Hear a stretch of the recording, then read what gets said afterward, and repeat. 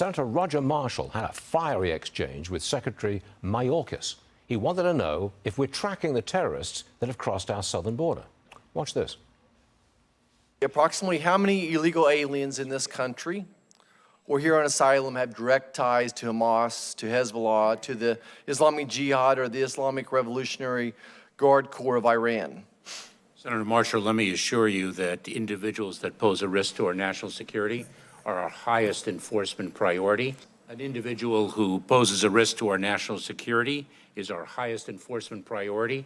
And if detention, so you don't know the answer to the question? And if detention is indeed warranted by reason of the risk they present, then we indeed detain them. Okay. Senator Marshall, the Republican from Kansas, joins me now. Mr. Senator, we don't know where these terrorists are, do we?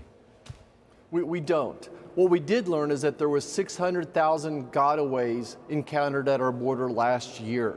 600,000 people came across our border. We have no idea who they are, where they're from, if they were criminals, if they're on the terrorist watch. So the Secretary is lying to the American public there. He has no idea who these people are and where they are. We know for sure that they caught and released, we don't know if they released them. We know for sure that they caught 180 people on the known terrorist watch and another additional 60,000 aliens of interest. So our border's out of control, and this is why Americans, including Kansans, are scared, they're frightened, that they're concerned about their own safety and security. But, Senator, so often we hear, we must do this, we must do that.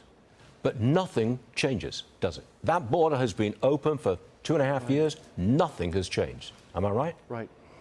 You're right, but there's hope now. We have a new sheriff in town over on the House side, a Speaker of the House, and Mike Johnson. Met with him yesterday. He talked about after we fund Israel, his next priority is securing the border. Now, what the Secretary Mayorkas would not do is admit that the White House policies have created a lot of this problem, and changing policies could solve the problem.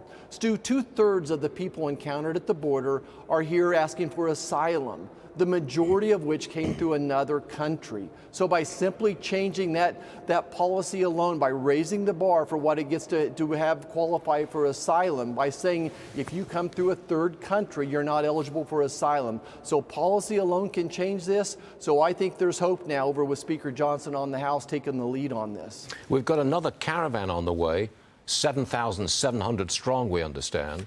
Republican officials in San Diego are calling for close that southern border. You think that's a little drastic, or is that the kind of thing we really have to do? Well, we may have to close it until we get control of it. I just couldn't imagine telling the people back home at Fort Riley saying, just do your best, but if a couple 100,000 people come across here, that the fort is still secured. So our nation's not secure. This is why people are scared to death right now. Joe Biden has the magnet on. These 8 million people that have crossed the border under his watch, he wants them. He thinks that they're future voters for his party. We have to turn the magnet off, and it starts with changing policy on asylum. Can you imagine what would happen if there's a terrorist incident in the United States and it's linked to someone who came across illegally our southern border? Can you imagine what would happen? Surely that's the catalyst for real change. It is, and FBI Director Wray basically said the same thing in that same testimony, in that same hearing, that he's very concerned about the chances of some type of a terrorist attack. We've caught them carrying weapons and bombs now across the border as well. They're shooting weapons at us across the border. These people are armed, they're dangerous, they're in sleeper cells. I'm very concerned. If you see something, say something. Indeed. Senator Marshall, thanks for being with us this morning on a very important subject. We appreciate it. Thank you, sir. Thank you.